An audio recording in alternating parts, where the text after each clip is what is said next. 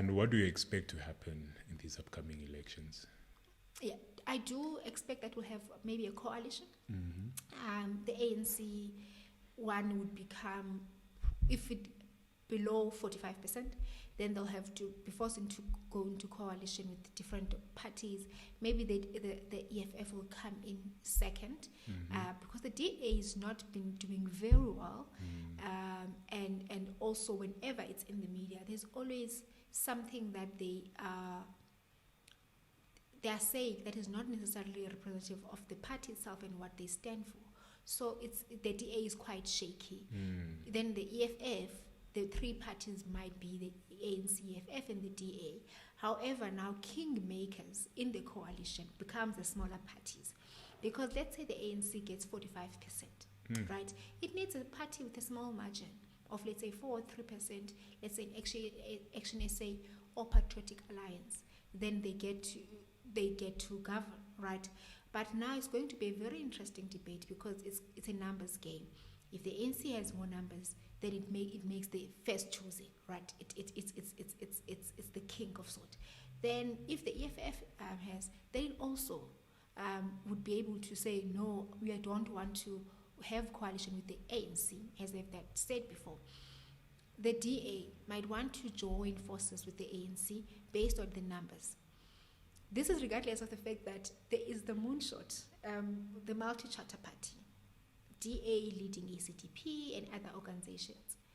It's a pre-alliance of sort that we might be in coalition if we have more numbers as the multi-party charter. However, now with the elections, with the campaigns, we have not been seeing them together much. We have not been seeing their maybe similar positions in terms of policy offerings. No, each party is campaigning on their own, which is not bad because they are also running away from basking in one another's light. So if SADP is campaigning with the DA, chances of it not being seen by people are very high because the DA has more numbers. So they're campaigning differently, but they have an alliance that if things come to sharp, we must co-align. We're going to align and ensure that we have a government, but they might not make even 50%, right? But now looking into the DA, ANC, EFF, and maybe the MK. The MK and the ANC might find each other because they are coming from the same party. So, brothers and sisters, when they fight, we are fighting today, but when you get home, let's talk because we are siblings, right? So ANC and MK might align because MK will not get even 20% of the votes. Yeah. So they will have to be pushed into a coalition. Then EFF, they have said they will not have a coalition with the DA, but we'll see they keep on changing. They change. We've seen them in KZN. We've seen them in Tshwane. We've seen them in Nelson Mandela Bay. They've have coalition with the DA. So and it never works out. It never works out. So we are going to see with the game of numbers and who becomes the kingmaker, particularly in the small parties. Do you anticipate a situation where the president might not be from the ANC in that coalition? Yes, there is that possibility, but see now also it depends on which parties are kingmakers in the coalition, because we do see prominent figures within the various organizations. For instance, if the ANC would get the presidency, President Cyril Ramaphosa, or EFF, Julius Malema, DA Steinhazen, MK, we're still not sure.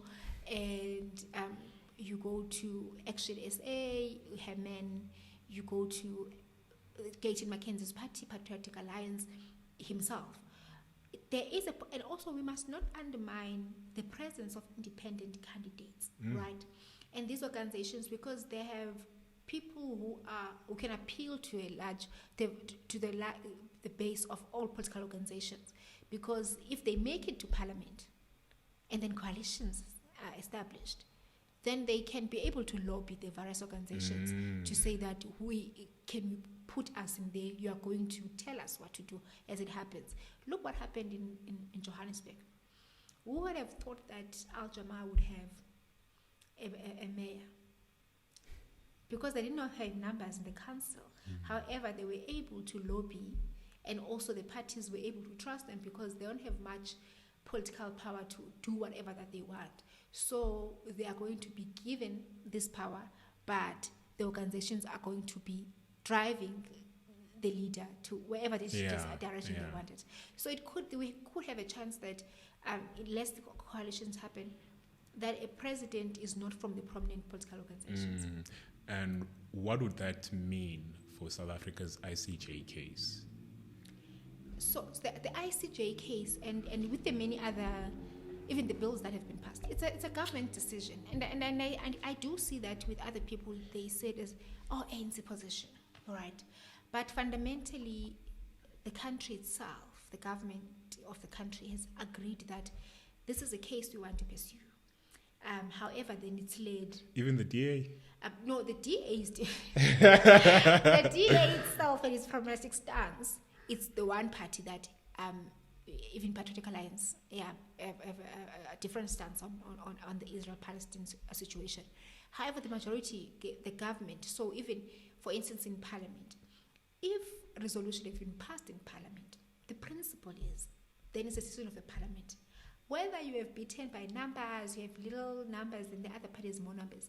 But the truth of the matter is, you lost debate up to a point where Parliament had to take a resolution to this. So let's say through this vote in Parliament, right? People debate, you can sway colleagues.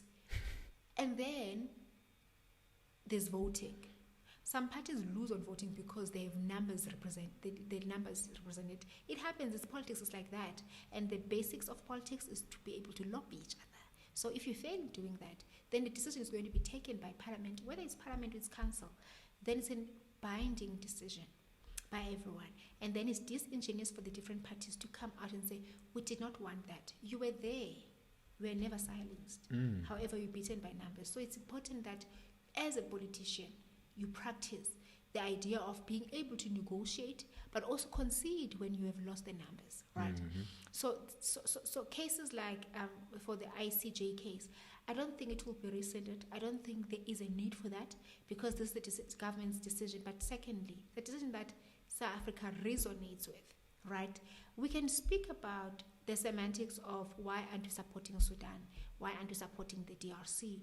Why are we, those things? We can discuss those separately. But fundamentally, South Africa, South Africans understand what the Palestinians are going through. They've been in that same situation. So it's important that they take a stance to actually provide comfort and also represent them when they can't even be represented, you see. So that I don't think that would be rescinded to Parliament. And also the budget has also been there. Like currently the ICJ has ruled that I hope they arrest Netanyahu and throw away the keys with his counterparts and everyone else. But South Africa has been heard by the ICJ, even if next government decides not to pursue the case anymore. But at least this ground has been leveled. And the other countries as well have seen more than 20 countries now recognizing Palestine. This is the work that South Africa has done and has done.